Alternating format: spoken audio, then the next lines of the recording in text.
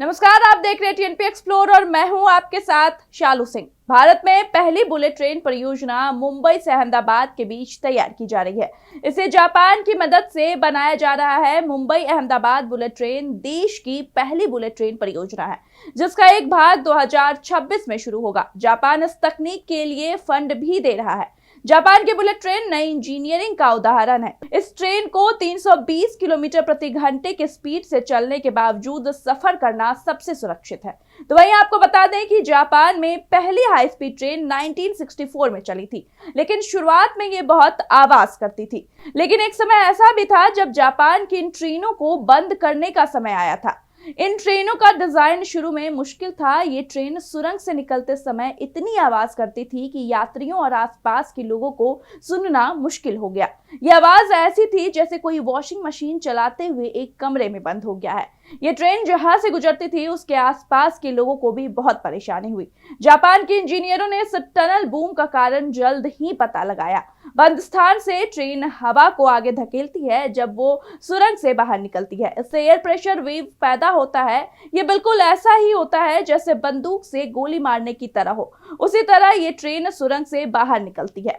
70 decibel से ज्यादा के साउंड वेव इससे निकलती है और सभी दिशाओं में 400 मीटर की दूरी तक इसका प्रभाव रहता है।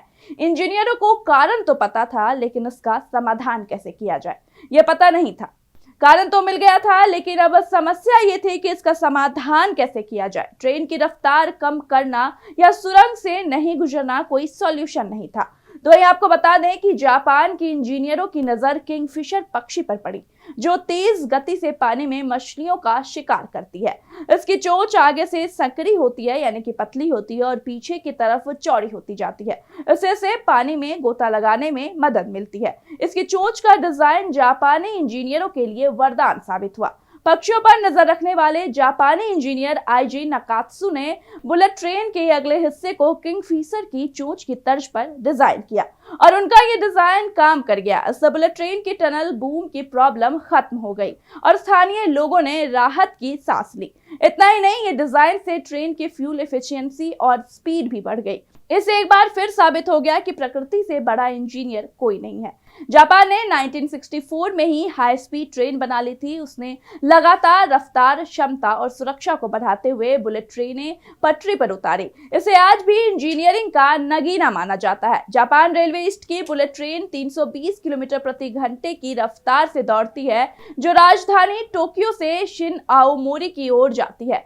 आपको यह जानकारी कैसे लगी, हमें कमेंट बॉक्स में जरूर बताएं। बाकी कैसी और भी खबरों के लिए देखते रहिए टीएनपी एक्सप्लोर।